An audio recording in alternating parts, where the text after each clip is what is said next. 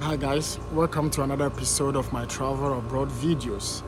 If this is your first time here, please just wait, kindly like this video, comment, share this video, and make sure you are subscribed to this video so that anytime I upload a video, you're going to be notified. And thank you so much for in my last video. I showed appreciation about hitting 1,000 subscribers, and I would like to take this opportunity for the first timers here, kindly subscribe and let's grow this channel to 5,000 subscribers. So today I'll be talking about study abroad and the journey from school application through to the visa application. Most people contacted me and they wanted me to assist them to help them with the whole journey and the process they're going to go through on how to apply for schools and visa application. So as I did in my previous videos, I said that if you have not watched that video, I'm going to put in the description. If you have not watched that video, you can click on it and it's going to take you directly to that video. I spoke about the fact that most schools all over the world or universities all over the world, they'll be accepting applications from October. October is the month when most applications start, and October is the same month that the fiscal year starts, and that is when the American lottery registration also starts. So in October, I'm going to share my screen. When I start applications, I'm going to share my screen and I'm going to show you guys there's each step, but this video is just going to give you a full idea about the whole journey. So today I'm going to talk about study abroad, the whole journey starting from the visa application, which is the school application, to the visa application. So if this is your first time here, please kindly subscribe, and I'll be doing a lot of videos about study abroad, tourism, and generally life abroad. So let's use US as a case study. If you want to study in the US has 50 states, unless probably you have a special state that you like to study. If you have a special state, let's say you're interested in studying Connecticut, what you're going to do is that you take your laptop or you take your phone, then you go to Google and you start searching for universities in Connecticut. So once you search for universities in Connecticut, there will be a list of universities in Connecticut that you can choose from. But before you start with any school application, you need to consider a lot of factors. And one of the factors is what? The school's acceptance rate is very, very important. One of my clients told me that he has a cousin who applied to Ivy League schools. When you talk about Ivy League schools, these are the Yale, Harvard, Princeton, the top class schools. And they have a low acceptance rate. I think Yale has like 10% acceptance rate, and other schools are 16%, 5%. So if you apply to schools which are very competitive, it's hard to get admissions. So mostly I advise that students apply to schools which has high acceptance rate. So out of the various universities in Connecticut, you start scrolling from first to the last university. So when you click on the first university, the university details will start popping up, the address of the university, the acceptance rate, the graduation rate, and the cost of living pay every year is going to show. So for me, as I said, you need to go into the school's website, but you need to check first of all the acceptance rate of the school. So if a school's acceptance rate is very low, I don't end up applying to that school. I'll not even go to the website to even check whether the school is offering my choice of program or not, because acceptance rate is very, very important to me. So let's say the first university you're interested in the school. Let's take an example, Southern Connecticut State University. So what you're going to do is you click and you go to the school's website. So when you go to the school's website, each school, check on the menu bar. When you click on the menu bar, you click on academics. You go to the school's academics. That is when most of the schools have their programs for undergraduate and graduate programs. So you can scroll through You can use the search engine, or probably if you have enough time, you can just flip through the programs and you go in for the program that you are interested in. So let's say I'm interested in chemistry. I click on the chemistry program. It's going to take me to the chemistry department page. So if I get there, and students who are applying for STEM programs, which is science, technology, engineering, and maths, all those students, per the requirement of most graduate school, you need to talk to a potential supervisor before you can apply to those universities or those programs. So with a program like chemistry, which falls under STEM, you need to first of all consider your research work you did back in undergraduate level, and also you need to consider a potential supervisor, a professor whose research work aligns with yours. Then you send those professors an email telling them that you are interested in their research work because your research work you did previously, which is your undergraduate research work, aligns with theirs. So you send in all these emails, then you wait for a response. Probably, if any of the professors are interested in your work, you need to get a nice write-up and add your if you have a publication, you can add it, or you can attach your research work. The professor is going to go through your write-up or your email and we're going to respond if they are willing or they have funding. They are going to inform you whether they have funding or not. But before you apply to schools, let's say you email professors, you've gotten a good response, the professor is willing to help work with you. So the next step is for you to go ahead and apply to the school. So one thing I'm going to advise every student who is willing to apply to schools, that you need to check the admission requirement. It's very, very important. Every school has their own requirement. Most people don't read the requirement. They end up applying to the schools, and some of the schools will tell them you are supposed to pay initial deposit of $400 before you can we can accept you, or probably before they can send you your I-20.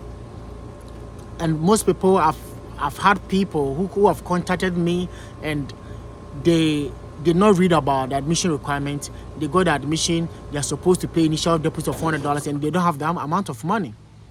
So if in order not to repeat those mistakes, please make sure read everything under the admissions requirements. Some schools, even for my school like this, Southern Connecticut, you're supposed to evaluate your transcript.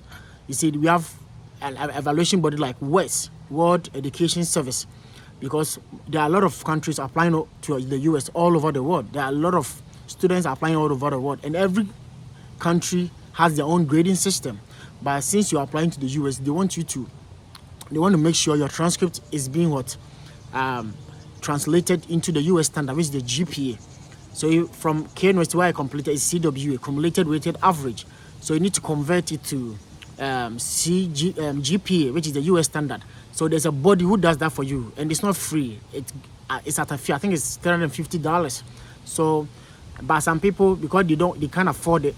So you make sure if you're applying, make sure, and let's say you're not willing to do that, you're not willing to spend money on that, don't apply to schools that require WES.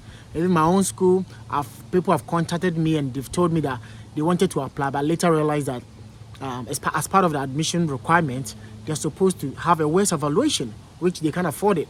So please make sure you read through schools' admission requirement before you apply.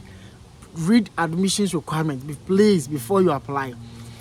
Most students, we don't like reading, and that's our problem. We don't like reading, and if you don't like reading, you end up missing a lot.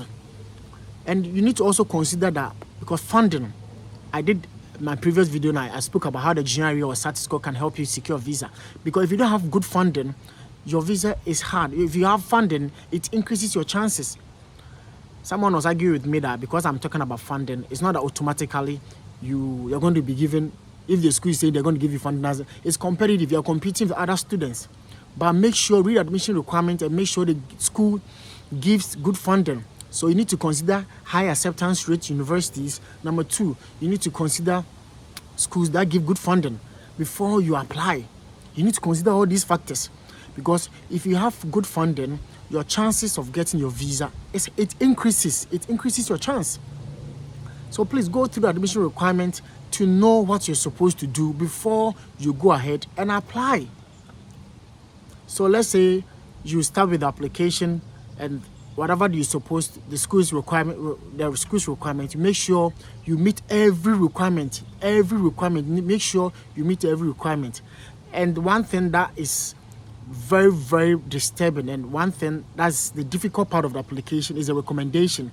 So when you start the application, there's a portion where you need to upload the details of your professor who taught you, like 3 of the professors who taught you during your undergraduate, or if you're applying with your WASSCE certificate, your 3 of your teachers or tutors who taught you during your high school level. So most universities in the US require that you fill in the details of the professor, their email, their telephone number, and their address, which is the email address, so that an automatic email will be sent, correspondent will send to them, so that they will fill your recommendation letters. So that means you have to waive your right for them to recommend you. And one thing that is very, very tedious or hectic is that most students approach professors and they don't end up sending recommendation. People even submit the application, pay application fee, but their recommendations doesn't go through. I had a client, I did the application, I did my part. He was supposed to do what? Talk to professors to send recommendations. So I don't know if they repaid the application fee, and I don't know if the recommendations didn't go through. So it became a burden. So as I'm talking to you, he didn't get admission for this year.